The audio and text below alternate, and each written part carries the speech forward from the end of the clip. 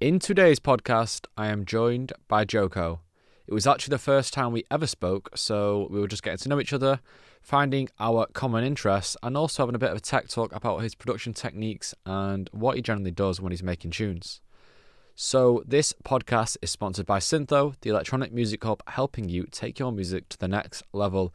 If you want to know any more information, just head over to Instagram or feel free to DM me. And yeah, we will help you make them bangers. So let's get straight into today's podcast, episode number 21. So how are you, bro? Good. I just got off work and took a nice bike ride home in the downing sun. So yeah, Nice. all good here. And Enjoying the lockdown. yeah, it's funny you say that. It's we're now kind of not in lockdown. You can now go for food and go to shops. And last weekend, Yeah, man, you guys are rushing it somehow. I suppose I heard the Boris Johnson plan or something, which is letting you guys open up for clubs and stuff on the 21st June or something. And now I see some normal parties going on before that even. Is that yeah, true? it's pretty crazy. It's not too long until that's going to happen. And even this weekend, I'll be playing in London, still socially distanced. You know, with you've got to sit down, but still we can DJ outside, and it's kind of coming to an end pretty quick. Nice. There's light at the end of the tunnel, mate.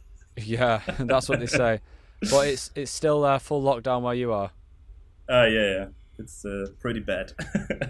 They promised us to have like a vaccination option for everyone in the next 3 months. But that's still a long time to go, I guess. So let's see how that turns out. I mean, the plan always changes from day to day, so I wouldn't really. I stopped looking for what's in the news right now. Yeah. So. For the listeners, then, I think I know where you're from, but just to confirm, it's Cologne. Yes, Köln. That's how you pronounce it properly. Yeah. It's with the O with the 2 dots, Köln. Yeah. That's how you say it, yeah. And this is actually the very first time we spoke in voices. We've obviously spoken on social media before, but yeah, I think apart from Odin and Fatso, you're the first person to come on the podcast that I don't already know properly. So it's going to be good to chat, man. Yeah, I was a little bit anxious about like if I can understand you properly. I've been in Leeds before, and the guys there weren't really like how you say it. They didn't slow down in speaking when I told them it's hard to understand them. You know, they went even quicker after that. Okay, right, no problem, mate. Yeah, I've kind of become aware of that, you know, playing international gigs in Italy especially. If you speak too fast there, they just look at you like, what? Yeah, okay, you're more sensual than the guys I met. Yeah, I can't understand some people from Leeds, man, so don't worry about that. Okay. Where are you from? You're from Manchester. So only That's about not too far away though, right? no, only about 1 hour. Okay. Yeah. But still enough actually to separate the accents. Yeah. I guess. I actually went to university in Leeds for 1 year. Okay. Yeah. Is it the one that Josh Butler went to as well? Do you know? Maybe.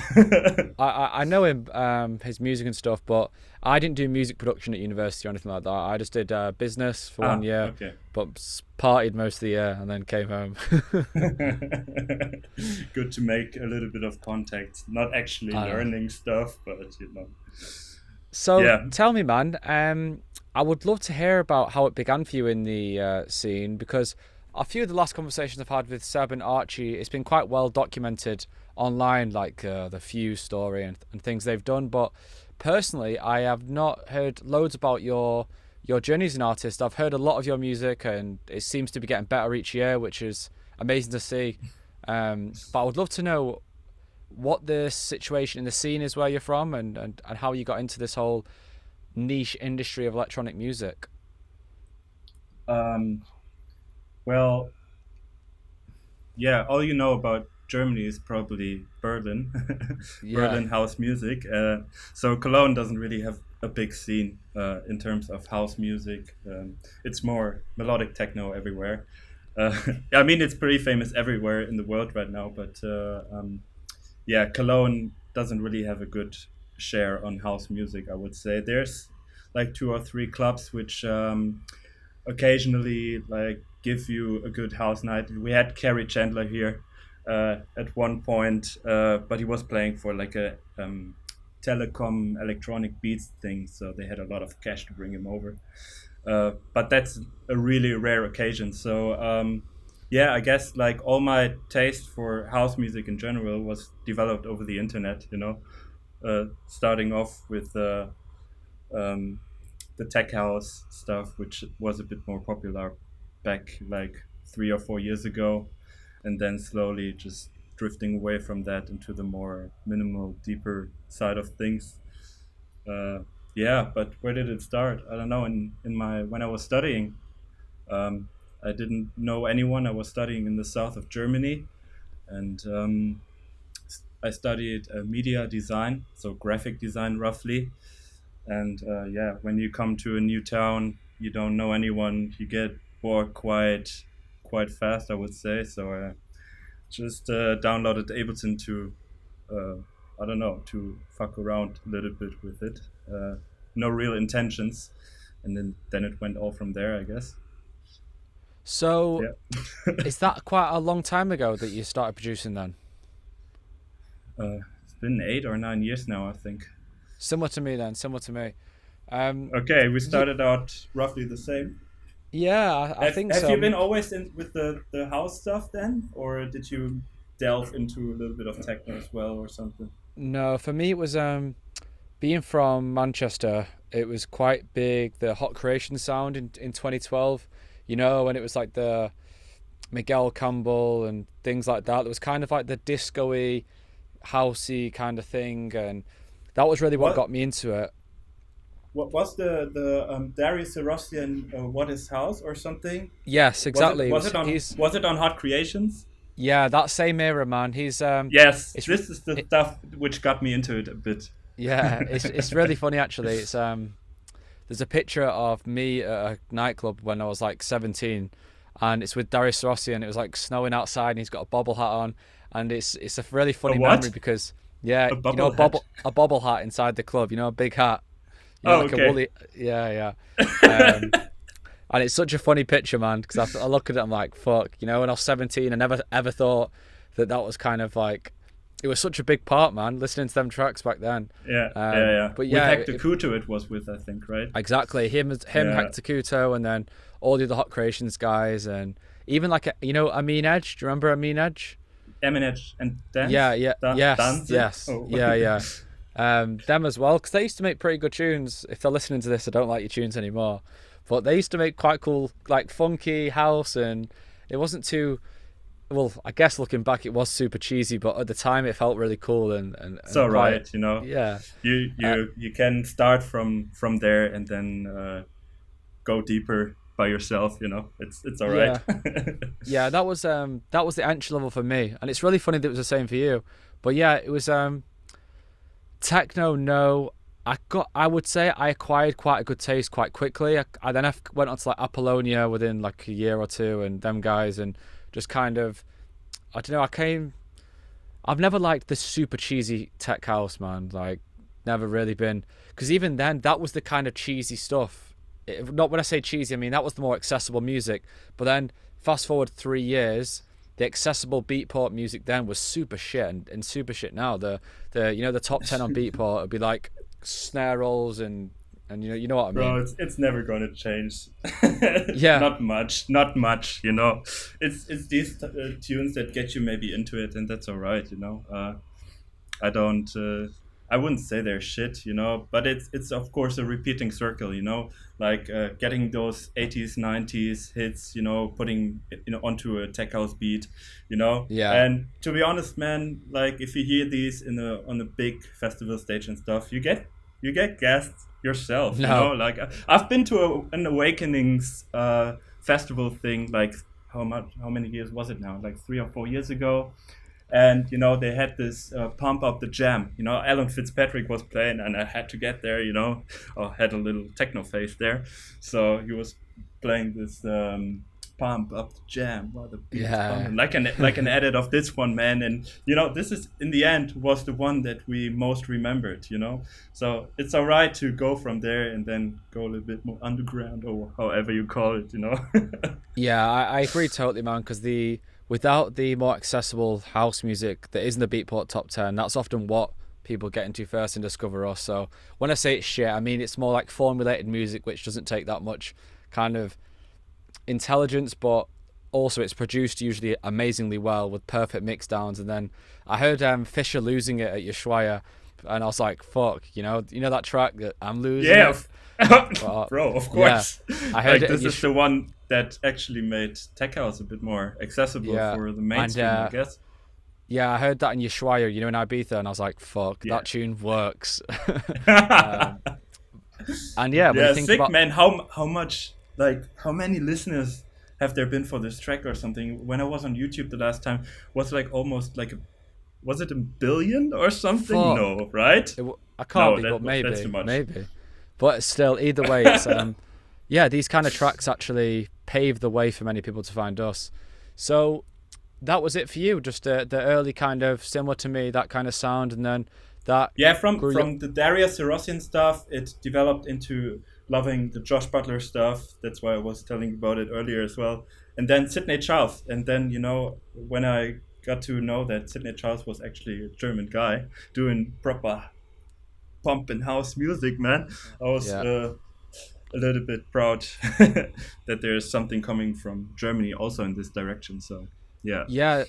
There used to be a club in Manchester called Sankey's, and with these the low guys, ceiling. Sidney Charles, Darius, Hector Couto would play all the time and killed the club. And it was Sidney Charles was another person that when I was first playing tunes on the decks, he was like a guy we'd be downloading his music. And it's really funny because I'm guessing for you as well, the day they follow you on Instagram and shit, it's really funny. Fuck, I never thought this would happen. When you first listened to their music in 8 years ago or 6 years ago. Of course, man. Yeah, I'm having really a release crazy. on the heavy house stuff from Sydney, because I kind of want to give something back to him, for having been such a big inspiration in the past days, so to call. So super. I went to a party to see him, and I was the fanboy taking a picture with him and stuff, I went there with some friends, and man, I could have filled a whole set with only his tunes, because every time you hear one of his productions, man, it's shaking the floor like no other house track does, Yeah. I know totally what you mean, man. The tracks then were super floor fillers, and it was really fun. I think that time of music was fun, and it was a good time every time you went out and listened to it. Yeah. I would never be too proud to, how do you say it? Yeah. To admit, acknowledge, Yeah, acknowledge that I was it. so into this, It's all right. Yeah. It's cool. So the production, was it DJing first or production? It's a question I always like to ask people and see what the answer is. Oh wait, I was about to say definitely production, but it's wrong. I got a super small Numark mixer MIDI controller or something, and did the usual thing: download top 10 on Beatport, Tech House, Joris Vorn, all that stuff. And mixed these together, did mixtapes, and then from then on made some edits, basically just trying to copy other people's edits or something, it was a learning phase, I don't do it anymore, but it was definitely good to just drag in the tracks from the people you admire, see how they did the shuffle on the hi-hats, and all that stuff, and extracting maybe a little snare or whatever, from them, in the first learning process of how to program your beats. I think that was really good. I did it super often with Josh Butler tracks, stealing kicks, hi-hats, claps, whatever. Yeah. So to be honest, first you go. Sorry. I was gonna say, to be honest, that's still a thing that I like to do. With old tracks, finding claps, all little things. And I said to Archie on the podcast, a big difference in my productions was now I'm just sampling way more stuff. And 'cause Yeah, I was trying so hard to achieve like an old sound, and then it really clicked. And if I just take some old bits and take some new bits and combine it together, that you easy, get your bro. own. Yeah, it really is. Yeah, I mean, you could destroy your head trying to figure out how to get that old sound with plugins or whatever, and it's never gonna sound old. Just take tiny bits and pieces from old records, and that's all right. No one's gonna hunt you down for it. And I hope so, bro. Fuck. Fuck. Next on Who Sampled, like they're also gonna include hi-hats and claps now and stuff. So, how did the DJOKO sound evolve from copying Josh Butler's snare rolls to making bangers? what? I don't know, man. It's the process of doing beats over 8 years. You get your habits, your ways of doing things wrong, your ways of using the stuff which limits you. I don't know. Like, how would you describe yours? How did you develop yours? People often ask me, like, what was the hardest thing? What was this? What was that? And because I'm doing a lot of teaching, I get these questions all the time. And often the answer is I don't really have any obstacles to highlight, because I really enjoyed learning the whole time. And it never felt like for 1 minute, like, shit, I need to get better at this. It was just, I enjoyed making music, and then one day it sounded pretty good. Even now. But you probably also in the beginning just went for some tutorials on how to achieve stuff, and then at some point it wasn't the question of how to do it, it was the question of what you do. Yeah. I mean, this takes maybe 1 or 2 years, like sitting in the studio until 4 in the morning and having to work 2 hours later, but I would say you need that phase for this sound or whatever. Yeah, I think for me it was just again, just chipping away at it, like every day for maybe 1 hour. And I never did. Some people think the problem is they make music for all day on a Saturday, then they won't make any music then for 1 month, and then when they go to make music again, they're back to where they started. But for me, the best way was just keep doing bits and bits and bits, little bits every day. And I think everyone I speak to tends to kind of say the same thing. They got good when they started doing things repeatedly in smaller chunks, opposed to kind of one big session once a month. Yeah, I mean, the big session that they are planning is also the thing which holds them back, I think, because they see it as too big of a project that they have in front of them, which they have to work on, But Spot on. all the beats, usually happen from just maybe, let's open Ableton, let's drag in a kick drum and a hi-hat, man, and then you go from there, man. It's nothing you can write down. Okay, at three I'm going in the studio and I'm making a whole track, and then it's overwhelming, Maybe but the best beats, I think, are created from, I got this new synth, let's try to find like a cool synth from there or whatever, and then you go like chunk for chunk for each next step, and then once you don't even notice that the track is already done. Man, I can't agree more with that. Even now, when if I say tomorrow I'm making a banger, and then I kind of build, it's not going to be a banger. I build up a big kind of a lot of anticipation for the session, and then I put pressure on myself, and then often it never really turns out how I want it to turn out. But like last week on Friday, I just had some fun and just made some beats and kind of sampled a vocal and just messed around, and then I made something really cool. And I think it's those small incremental steps, and not really thinking I'm trying to make a track, because at the end of the day, all you're trying to do is just make a cool groove and then just turn it into a track if it sounds good, not try and make a song out of nothing. Yeah. That's the thing. That's what I mean with small chunks, Not considering it like an overwhelming big project, Every time you're gonna say, I need to make a banger now, it's not gonna be a banger. So, I mean, in the end, I think you always hear when somebody had fun in the session, Like, you make a lot of stuff with your friend Alfie, is it? Yes, correct.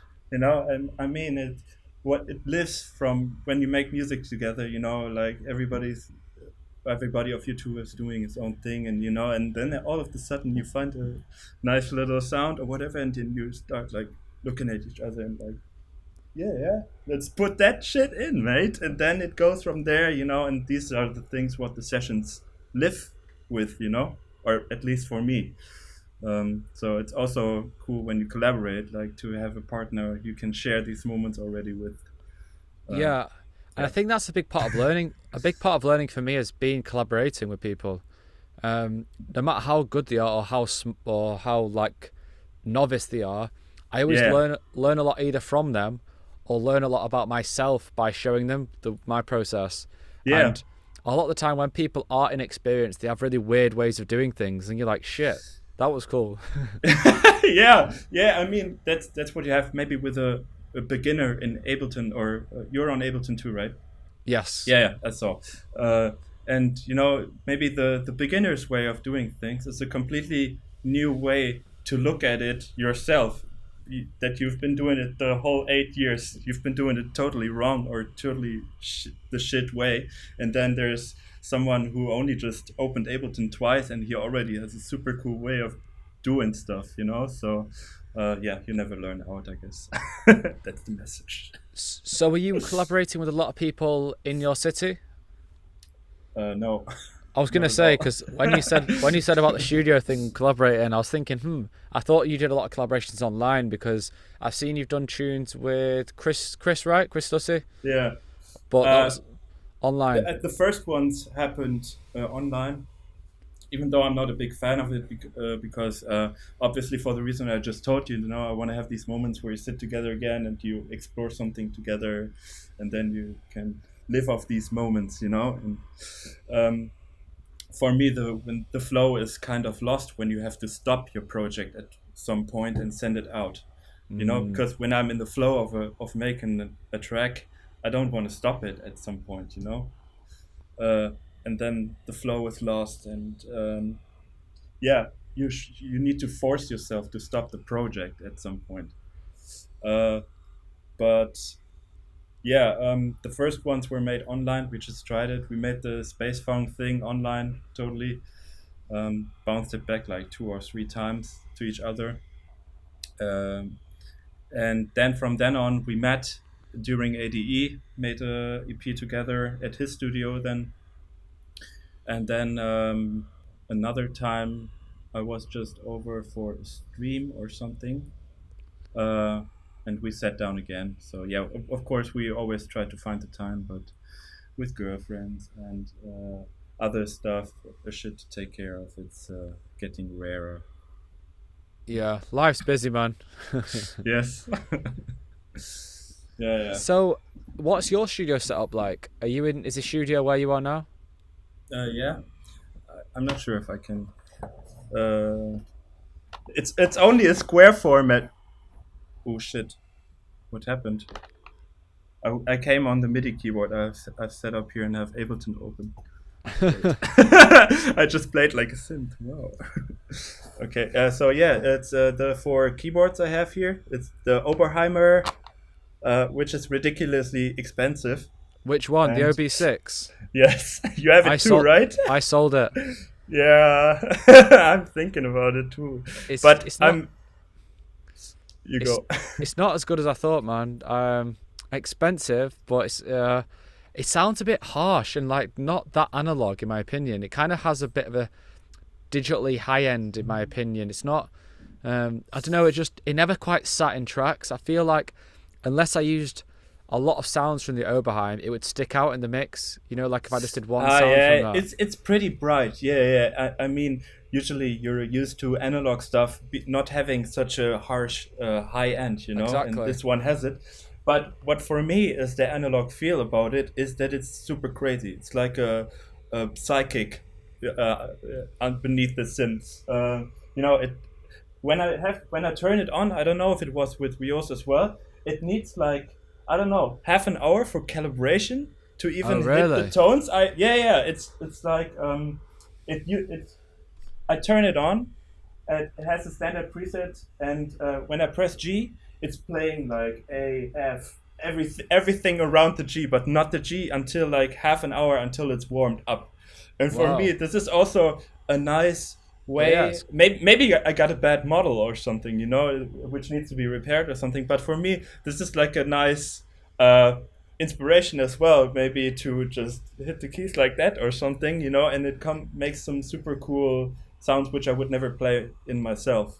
So yeah, I played it at the music store we have here in Cologne. Actually, even though Cologne is not as big as Berlin or something, it has the biggest music store in whole Europe, over 6 levels wow. of purely music gear, like everything you can imagine. And yeah, I went to the music store just with the goal to, I'm gonna get some shit. I don't know what, but I'm gonna get some shit. So I played this thing, and man, I mean, it wasn't even probably like you who only saw it on YouTube tutorials or online, you know, for the looks and stuff. I played it there and I was convinced. So I won't sell it yet, but I didn't use it that much yet. Yeah, I got the Profit instead, which was even more expensive, but Oh, it sounds better. It this sounds one. the Profit 5. Yeah. No. Oh, what is it? Oh, 8. Yeah, I got the Profit Profit. 5 is 3,000. Yeah, or it's, something, it's right? it's a lot, man. But it sounds amazing. Yeah. But what's interesting is with these expensive synths, they sound so big and amazing. Like the other synths now don't sound nearly as good as that. So I'm like, Yeah. fuck. Now I need some more. Yeah, you can never have enough synths, you know. Actually, I got the RM1X because here, because I saw the interview with Rossi from you guys. Cool. Man, and this thing is a fucking beast. Yeah, Love it. they sound really good. Yeah, man. I got the MC 505 next to me. You know the Roland bro. one, the grey one. Ah, shit. Yes, but it's super hard to program. Do you not think? Oh, bro, my display's broken. Yeah, so is So mine. I'm just pushing So is random mine. buttons. So is mine. Mine is broken Yeah, as well. it seems to be the thing that this display doesn't work anymore. It's super Well, fragile. The guy told me like the screen doesn't work, but it doesn't affect playback. And then I got Yeah. it. I was like, yeah, it doesn't affect playback, but I can't see the fucking sound, so I can't program it. But you know, I was like, fuck it, I'll figure it out. But I never Have figured you? it out. No, because the screen doesn't. I turn saw on. like a tutorial where you can like iron some stuff, but you have to totally deconstruct the whole thing, then iron it. I know myself. I'm gonna destroy it when I try this. Yeah. So I don't know. I tried to just fetch some stuff from the standard loops which are in there already. I mean, they're like 200 already, and then I just mute the channels. So Yeah. whenever I feel like there's a nice hi-hat in the groove or something, I mute everything else, and then I record it and put it into the production and stuff. At least you can change the tempo and stuff without the display, right? Yeah, it's actually a really cool machine, and the sounds actually sound amazing for the price. But man, the fact, the fact I can't program it is kind of shit. Yeah. So are you doing most of your stuff outside the box then? No. No. It depends. Like sometimes I start a groove with the strategy I just told you. You know, just taking a kick drum maybe from the MC, adding a hi hat from the Yamaha and stuff. Sometimes I use loops from old CDs from the 90s or something. I bought like a big pack. Maybe I find them.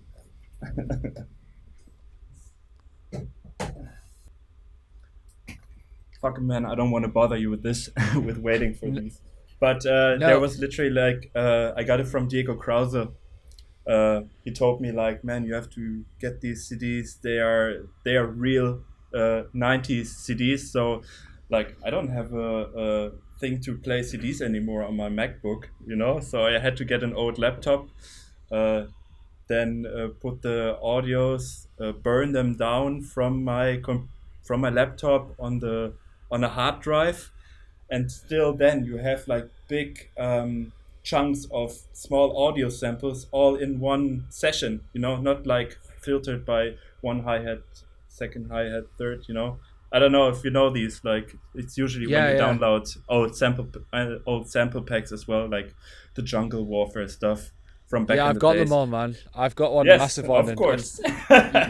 And there's like loops that are different. So when you drag the loop into the audio, it doesn't warp because there's like 10 different loops in a line. It's work, man. It's work. Yeah, these but actually, it's worth it.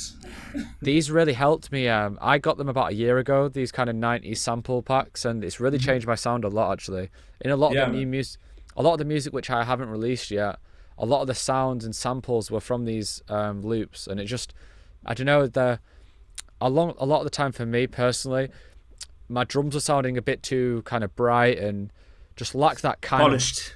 Polished. And the only way to do it really was getting better samples, I think, because no matter how much you process some samples, they'll still never sound that kind of, that organic realness. Yeah. I think this is one point. Second point is you shouldn't give too much attention about the mixdown and stuff. I mean, what happened back in the day was, man, they just threw these loops together and stuff that they had, and the 90s feel also comes from not having everything mixed down to the max, like cutting on every hi-hat the low end and stuff. Sometimes it can accelerate the groove way better if a hi-hat still has its low end in it. Like you would never tell this a mixing engineer because what do you need low end in a hi-hat for? Because it's going to interfere with the bass line or something. But if you have like the MC505 or something, and you get a hi-hat loop out of it, it still has the low end in there a little bit. But you know what I mean, right? I know what you mean, man, because it's like sometimes when I'm making sketches and I'll just put like a limiter on the master channel to export it. I've done that before where it sounded better before I mixed the track. When there was no EQ and it was more raw and it was just kind of in the moment, and then when I've actually gone to mix it and tried to separate all the sounds and give it all more space, it kind of lost that heart and the love. I mean, like there's a lot of tutorials where they are showing you like how to EQ a 909 hi-hat, and you always have to remove that frequency, but this is the frequency which gives the whole 909 hat its character. Like why would you do that? Just so you can analyze where a peak is and you remove it, like just for the sake of EQing they EQ it, like I if can't it's fine agree. like it is, leave it. I can't agree more that things can be overdone, and often the tell of a bedroom beat, I think, is when it's over mixed and over EQ'd, and there's a massive gap in frequency in the mid range where there is kind of nothing but the kick drum, and all the drums are over EQ'd and things like that. So I wanted to ask you about I was going through your Instagram recently and I remember there was a video you were DJing in a bathroom. Yeah, the Her thing in Berlin. And I've seen this a lot actually. Is it like just a small project someone's doing? I don't know like where it originated from, but I've only noticed it like a year ago or something, and they usually have like the Berlin hard techno stuff in there, but only just recently, like since COVID started, they started to put like a bigger range of artists in there, like a bigger spectrum, also house, also like the left field breaks and all that stuff. And I guess we were fortunate enough to be able to do the housing side of things between the techno program that they usually do.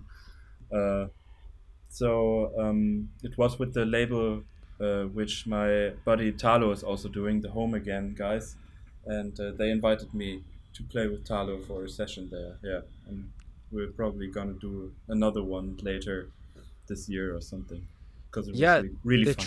The tracks are really sick in the videos. Thanks, man. Is it all your tracks?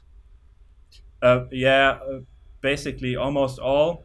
The ones that Talo played were all his tracks. No, not all his tracks. That's bullshit. The ones I played were all mine except for one, which was the Gianmarco remix he's done for me. So, yeah. Nowadays it's hard to get any promotion videos and stuff for Instagram or whatever. So you gotta use the live streams, I guess. Yeah, totally, man. It was it really caught my attention because I thought the vibe was really sick and different to stuff I've heard from you released. Would you agree that they were quite different, the vibes in them tracks? Yeah, definitely. Um, I mean, the moment that you hear the releases, they are usually not done yesterday, because it sometimes take 1 or 2 years until it actually gets a release. But the thing with the live streams is you can just play stuff which you have made last week or something that don't need to be released, you know. So this is actually the sound I've been doing like the last 3 or 4 or even like half a year now. Man, time fucking flies away with this COVID shit. But yeah, this is like I've got some more in this style done, and this was a good occasion to just play them out, I guess. And this is also what we want to go for roughly with the Hoof label that we're doing. Yeah, it sounded really cool, man. Just Thanks, man. similar to what I'm feeling now, and it's funny you say about the release thing where it takes what you hear release is kind of what we were doing 2 years ago or a year ago, and it's everyone's like, oh, it sounds amazing, and you kind of smile, but inside you're like, yeah, but the new stuff sounds so much better that I made last week. It's not as bad as it used to be, you know. I've gotten away from the deep house 90s vocal stuff, you know, so I would still play the stuff which I've done like 1 or 2 years ago. It's not that bad, and actually sometimes the more tech housey stuff, maybe which I did 1.5 years ago, fits better on a bigger stage than you know. You gotta adapt to the occasion where you play it and stuff. Yeah, You know. for me, it was only the last 12 months that everything I've released kind of represented where I was at. But Hmm. before that, it was kind of always that backlog of, by the time the release actually came back around, I'd kind of already developed, I think the words developed and evolved as an artist, and was kind of delivering things at a higher level of quality. As long as you don't call it maturing. I Y- don't know. I hate this term in terms of music mm, development, you know, because maturing, man, music is all about playing, you know, like playing around, being a child, you know, and all that shit. Because, for example, I don't want to diss any the guys from Compact, for example. I don't know if you know the label, but yeah. they call it mature techno, and for me, it takes the play factor, the exciting thing out of what is cool, you know. So I don't know. I don't like this terminology about the music aspect. Yeah, I think that's why I use the word evolve. I think evolve, That's all right. Yeah. going forward, man, and I think it's hard not to evolve. I think if you stay the same, it can get boring, man. Mm. And yeah, it's funny. A lot of people I spoke to on this podcast, I think COVID's been a big time to reflect on what they were making before it, and give you a lot of time to kind of experiment with new things. Because I think when you're going from gig each weekend, it's really easy to kind of, make the formula track that's going to work in that weekend. Um, but with so much time to experiment and try new things, I think it's cool to see a lot of people doing fresh stuff. Fresh is the word as well I like to use.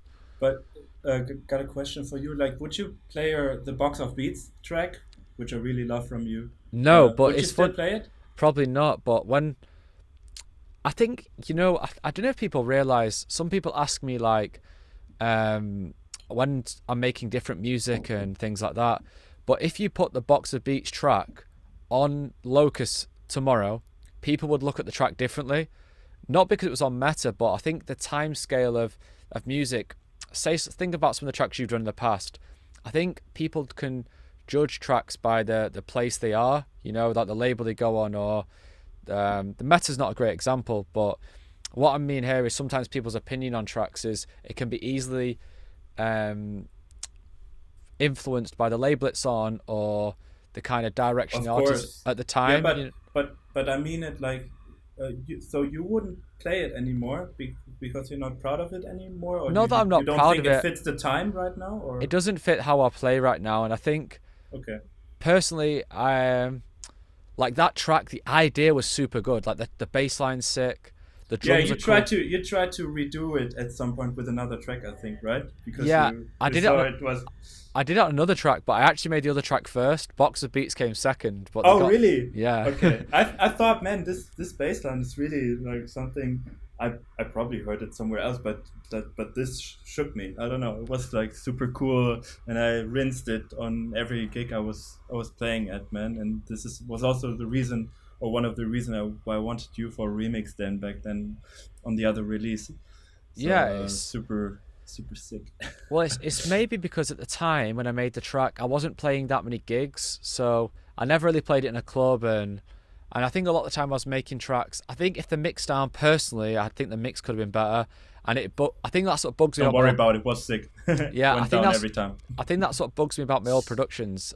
There is the mix down is better now. You know, like old tracks, I'm like, fuck, if that was a bit louder, if that was quieter, but no one notices but yourself.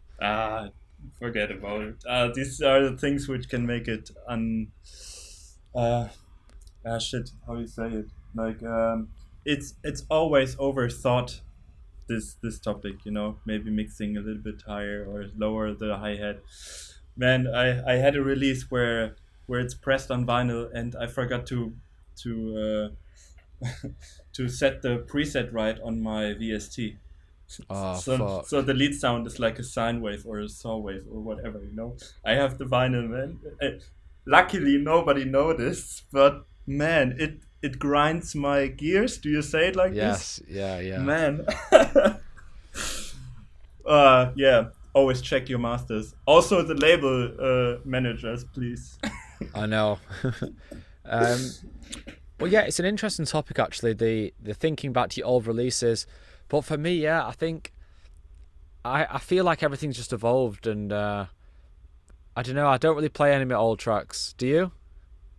Yeah. Do you do still? Yeah, I'm now pressing the stuff which I'm still proud of, but never got like a vinyl release. But I thought deserves it. I've like a JOKO camp stuff. So it's back then when I used to do like a little series on Bandcamp with some figures on it. I don't know if you saw the covers or not, but there I picked like 4 of the which I thought are the best tracks, and release it on vinyl now, even though I've done them like 3 years ago. So yeah. Yeah, I think for me personally, just the records I'm playing and digging has changed, and the word has evolved. It's not maturing. It's a whole different thing.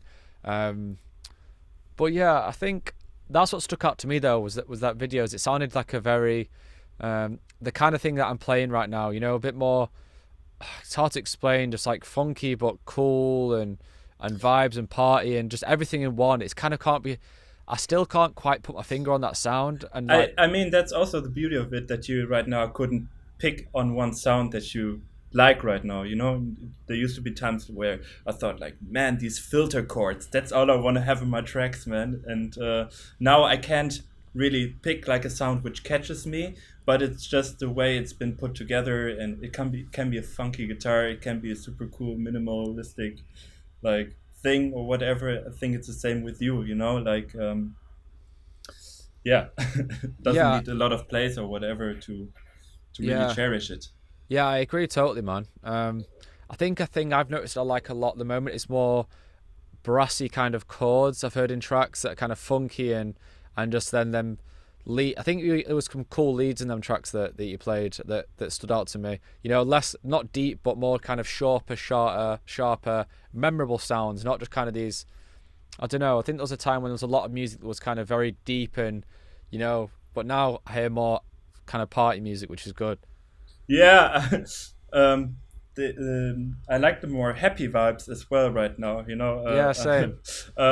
Kind of. I thought to myself, man, maybe it's also got to do with the current situation. But man, when I party, I want to be in a good mood, you know, and don't think the world is going down. I get that in the fucking news every day.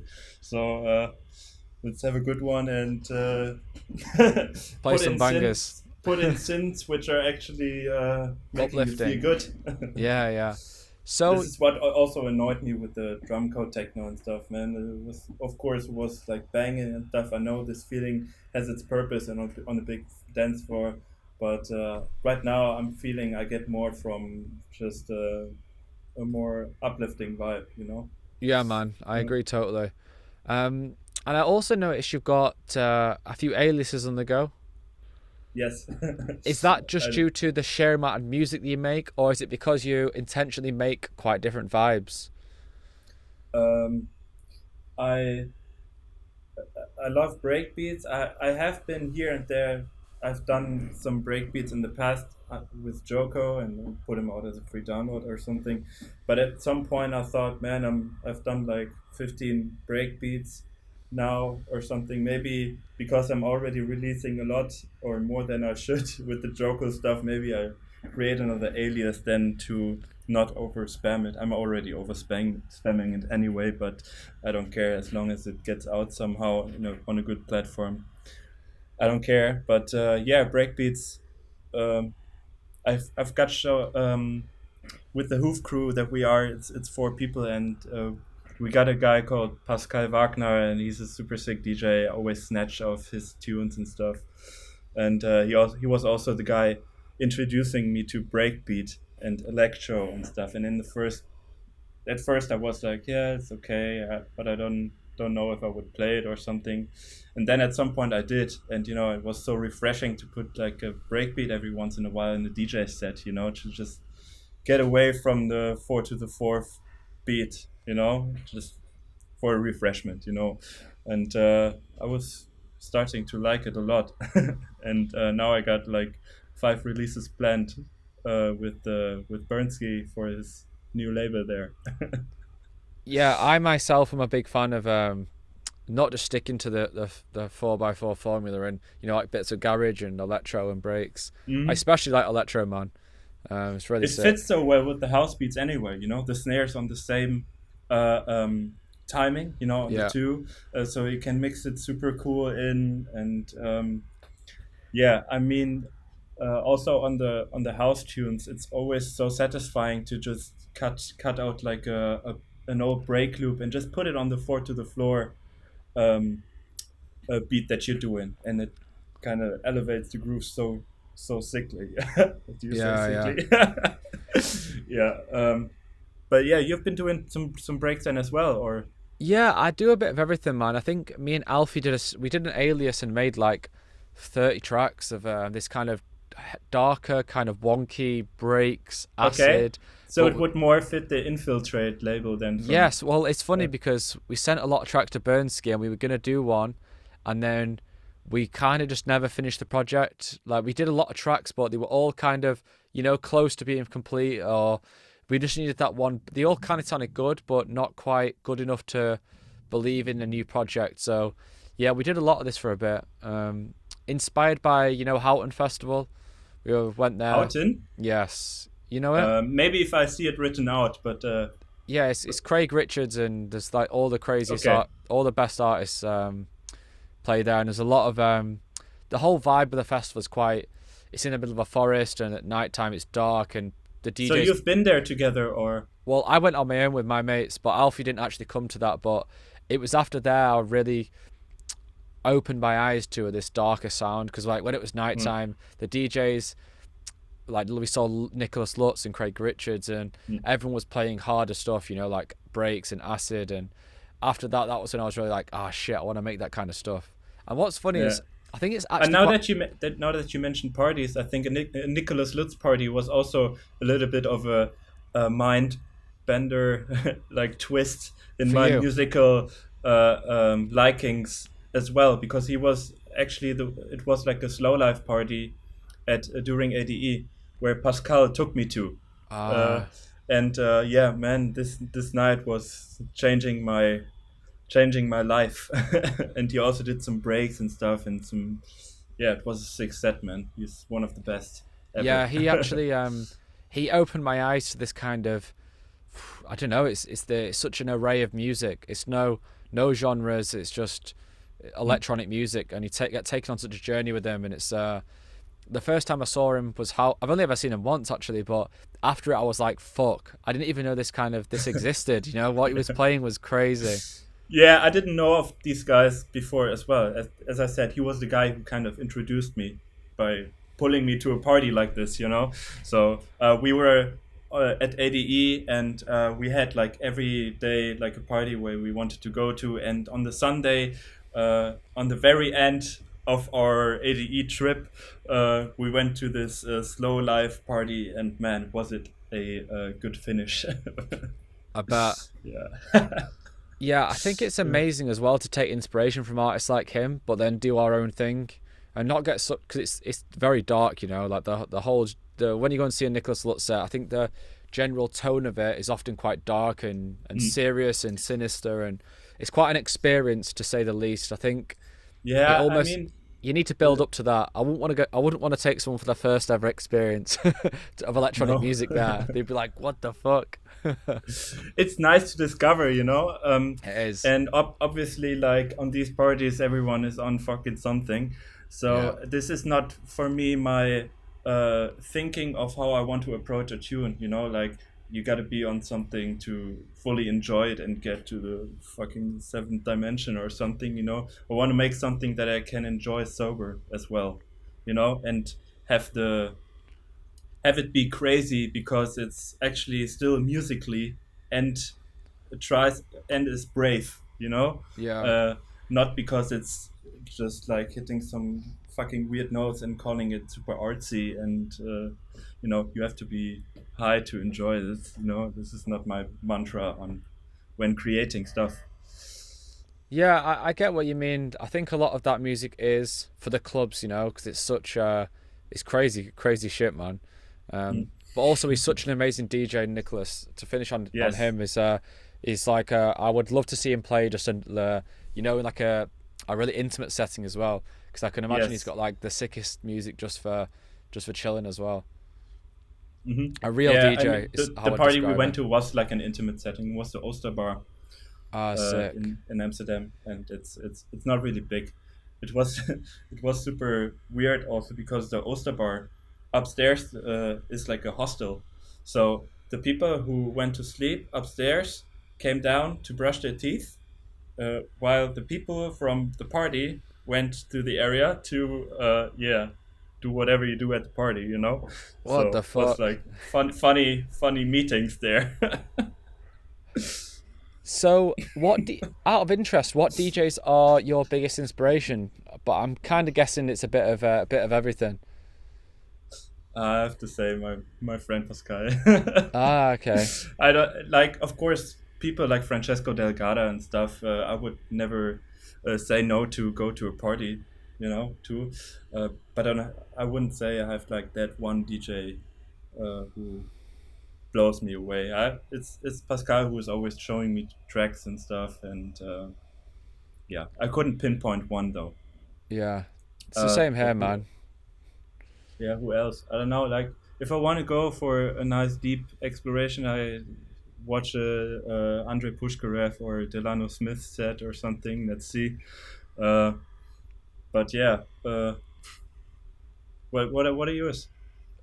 I think if there was one group that I could watch like a Saturday night, I'd love to watch Apollonia, because it's always an amazing blend of, you know, like unknown, obscure records, but also really good party music. And I think they really nail the yin and the yang, you know, of the heads music and also the music which you can just have a good time to. Also, I think I've never seen them live, I think, but what they know really well is also how to adapt to a bigger stage and how to adapt to a smaller, intimate venue. Yeah, I think there's not many guys that play as a booker ourselves. I do the party and the festival. There isn't that many artists on the underground tip that can do the bigger stages. Like when you start writing down names who can actually play the underground sick records, but on a massive platform. And them guys are definitely the kings of it, I would say. Yeah, I need to go to a party with them. Yeah, man, they've played quite a few times for my party, and they're always really good.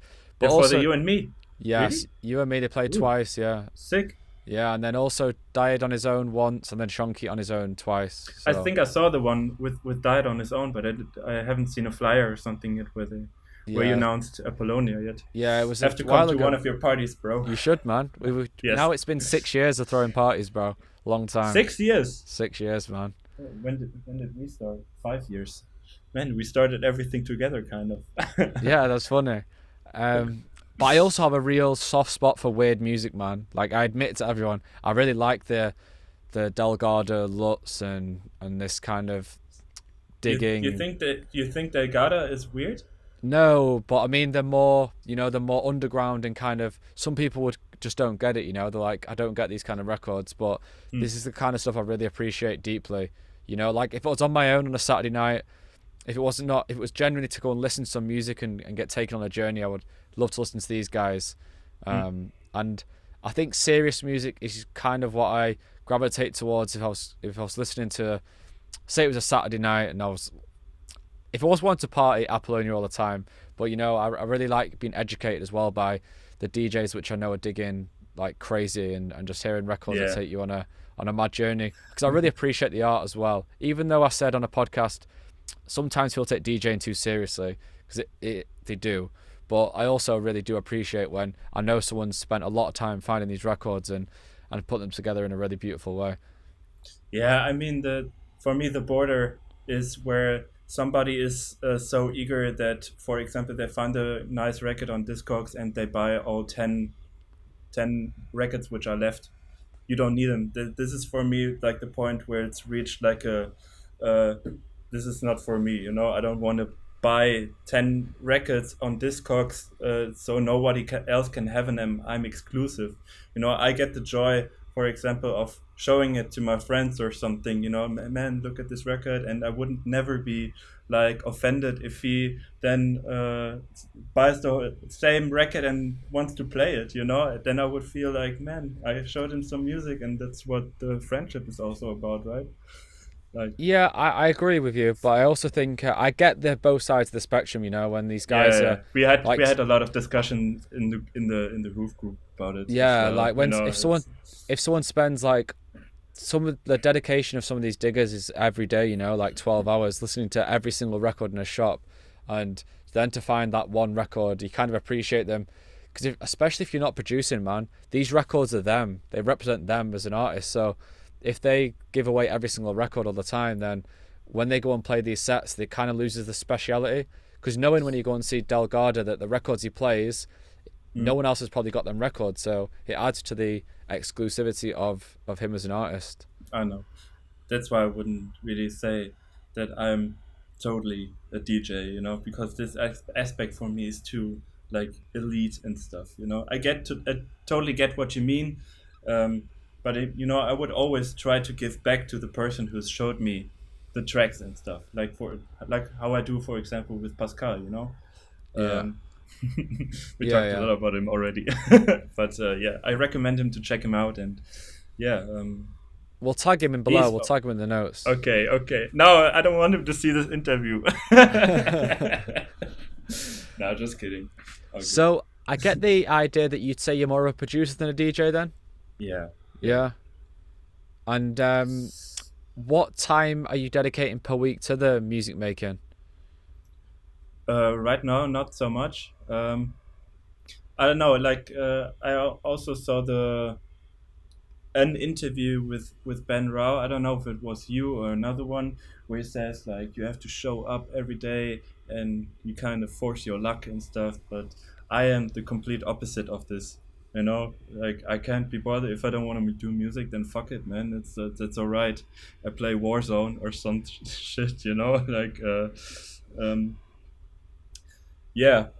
So I don't really dedicate a day to music. You know, whenever my girlfriend, for example, is go to ride the horse or something and she's away, then I just throw on Ableton and then see whatever comes out of it. And if I don't get any shit done, then it's all right. And I play PlayStation or something, or do something around the house. Yeah, that was on my my podcast that Ben spoke about that. I think for me, at the moment, I'm actually not making too much music, but more out of just other commitments, you know, like the podcast, for example, or the SYNTHO teaching platform, or just general stuff I've got to do. I think it works both ways, I guess. You have a job though, don't you, as well, full time? Yeah.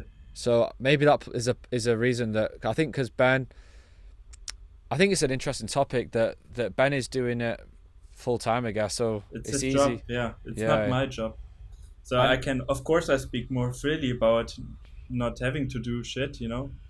And Ben needs to do it to make a living out of it. But for me, I always was afraid of like canceling my job and only do music, because this is what I don't want to do. I don't want to get up in the morning and get into the studio if I don't want to do music. Maybe tomorrow I fuck all this music shit. I'll go into fitness again or Yeah, tennis. it's really interesting the pressures of music, because even this Monday, like I went out last weekend, was drinking and partying, and then Monday I didn't want to make music, and then you have to deal with the thoughts in your head like, oh, today I can't be bothered making music. And if you don't make music, sometimes you'll be sat there doing nothing, and ultimately sat there doing nothing doesn't feel good. Like when You do it full time then, or? Yes, I do it full time.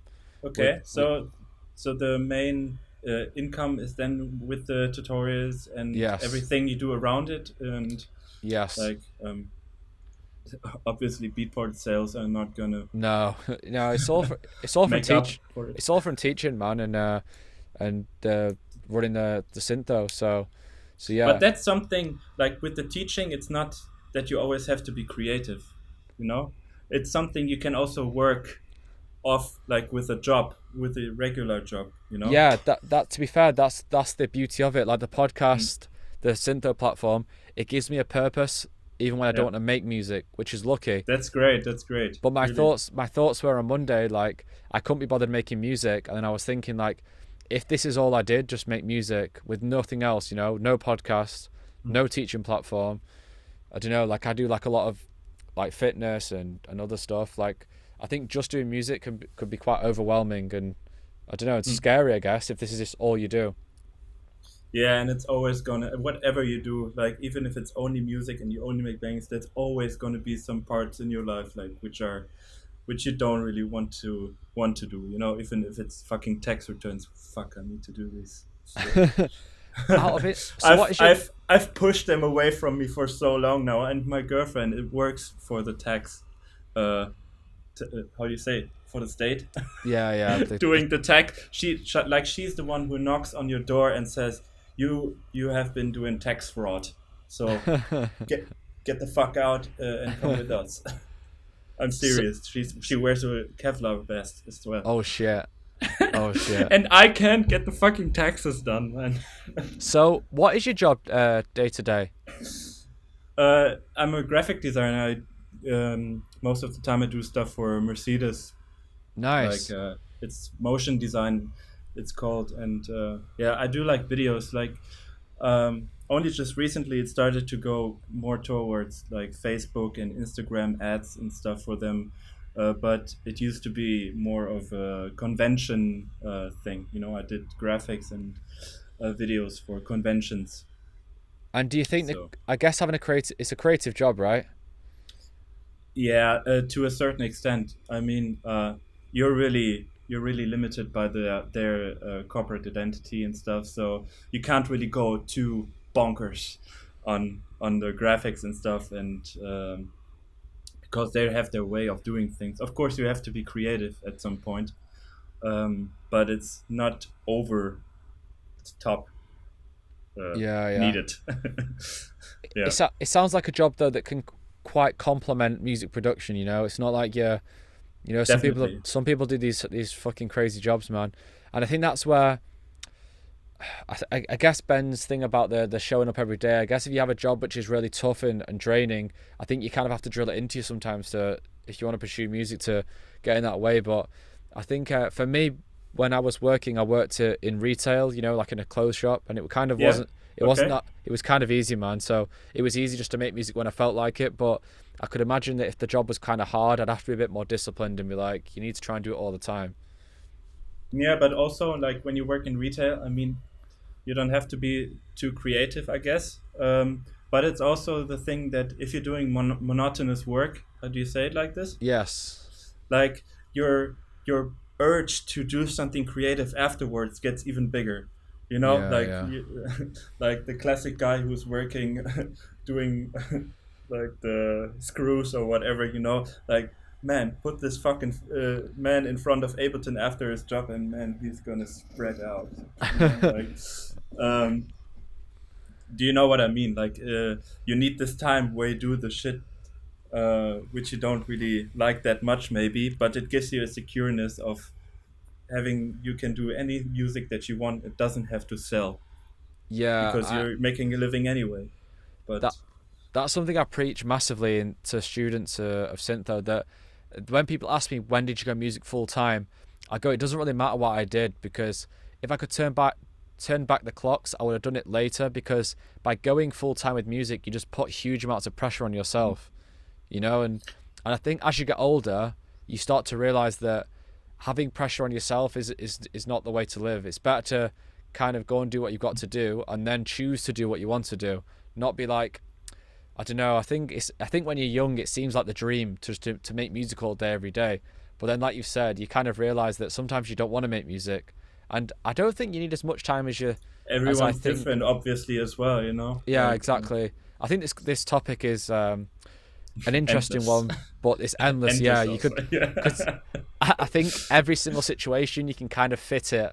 Like if someone says to me, "I work this," I'll be like, "Well, you can do it then," or I think, yeah, it's an endless conversation, which we'd never get to the end of. But I think from what I see, you're doing it pretty, how you say, not eagerly, like euphoric. You're doing what you do, like you really like what you do right now, right? Yeah, man. Creating the podcast, doing like the little ads and stuff for Syntho, the clips and all that stuff. So I think I can feel that you are working in an environment which you are really comfortable with. Of course, it brings also stuff, a little bit of pressure here and there, but that's normal, I guess. Yeah, man. I'm really lucky because I've now created a structure to my life that no matter what, that I've got to produce some work. You know, I've got to produce new tutorials. I've got to do this, and it gives you structure, because I guess the idealistic lifestyle of DJs is wake up when you want and do what you want, when you want, whenever you want. But that for me isn't how I want to live. I like to live with some kind of structure, and knowing I'm helping people as well is good. But yeah, for me personally, I couldn't live just this endless scope of digging and making music when you feel like it, and just waiting for the weekend. For me, I mean, you're not really helping someone when you just do the lifestyle that you described before. You know, just waking up, not having to worry about shit, and then just DJing and stuff.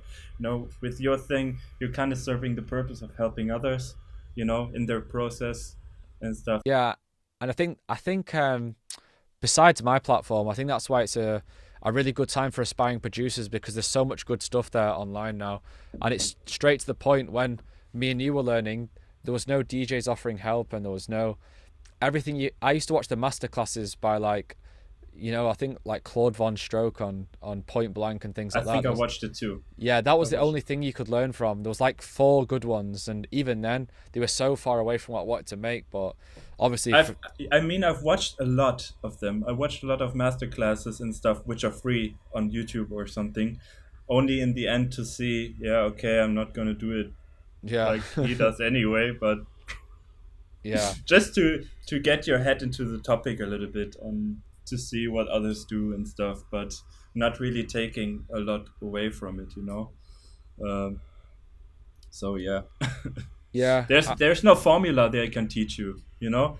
Of course, it's always track breakdowns. You can see how something is made, but in the end, it's already gone. It's made, and it doesn't apply to the next track, you know. Yeah, I think for me, the best videos I create are when I actually create things from scratch.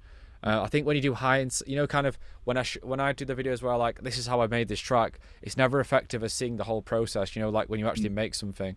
And that's why university course in schools, it's usually that kind of learning where it's, you know, looking back on how was this made or how to use that. It's not like actually doing. And that's the thing I'm really conscious of, that always trying to create things, you know, in the moment and active and doing. Yeah, the happy accidents you can show afterwards.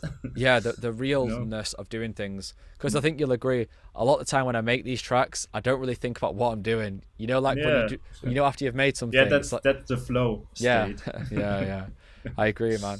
When you just add and you lose track of time, you forget to eat, to drink.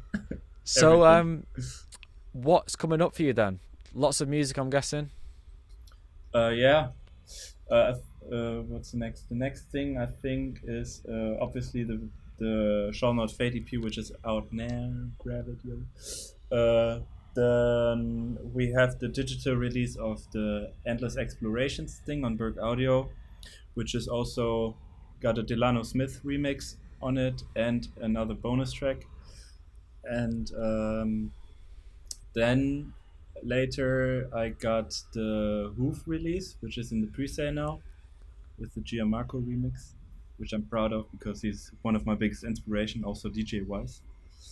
And after this, the Up the Stuffs release, 4-track EP coming out, and more. And next to it, the breakbeat stuff as well. Also the Heavy House Society thing. Man, I'm losing track. Too much shit. Yeah. So busy, man. And what about them tracks from that video? Are they coming on your own label? Don't know yet. I suppose, yeah. We only just started the pre-sale on the next release, so I have to leave a little bit of time until the next one. But I think we already all agreed on putting it on the Hoof label then. Nice, afterwards. Nice, man. But I can send it to you if you want. Yes, do. I've got some really good gigs coming, so it would. Yeah, of course. I know. I've actually got gigs. Fuck off. I know. So no, I'm coming. I'll be over. I think as soon as it starts to open. Anyway, I have some gigs in London, Manchester. You said you're from Manchester, right? Yes. When you come, let's have a beer. The Piff showcase. Yes, I remember that. I've seen that one. That's a really good venue as well. It's my friend Ollie, who does Animal Crossing. He's running the venue. Yeah, and Ollie offered us to maybe do a Hoof showcase with him as well. Nice. I saw his podcast with him as well. I always religiously put them on in the back at work, while I'm designing some shit and stuff. So I've heard Ollie's as well, and he's a super super nice guy, it seems. So would be cool if this can go down, of course. Sick, man. Yeah. So to finish, I always do 10 questions. So you ready? 10. 10. Okay. There's just 10 quick ones. So what's your favorite breakfast? The American stuff. Pancakes. Pancakes with syrup and bacon and fuck. Yeah, the super unhealthy stuff.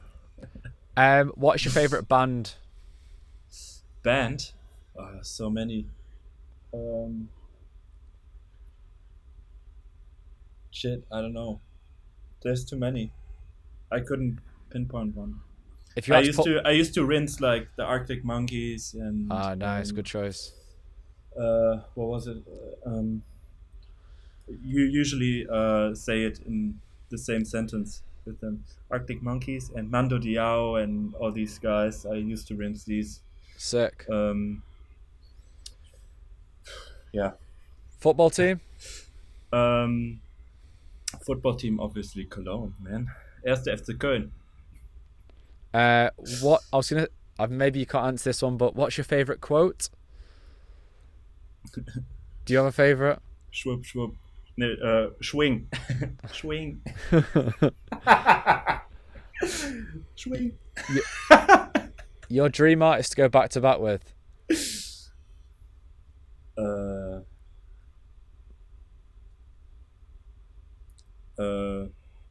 I already did it with Talo.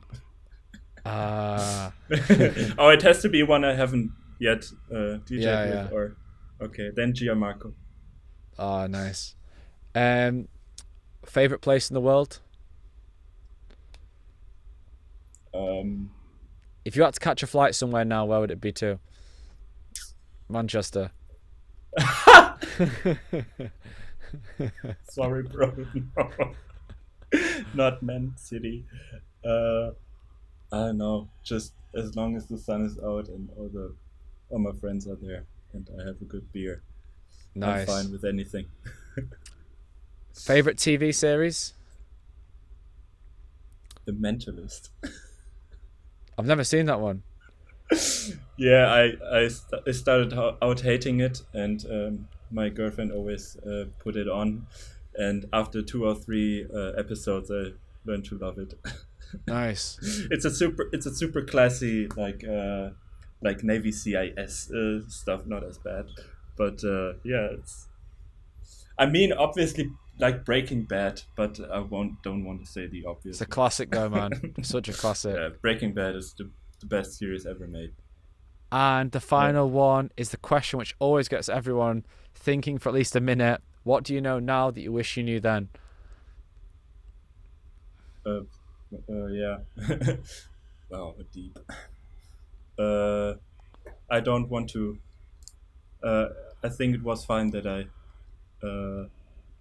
didn't know it back then, because it made me be where I am now.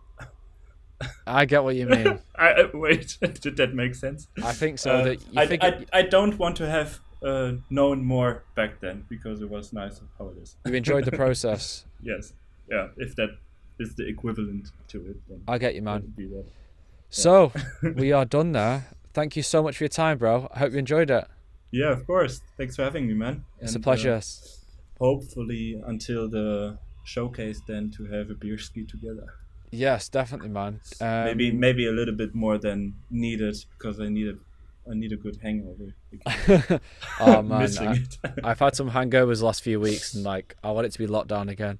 I'm done. Please, more lockdown.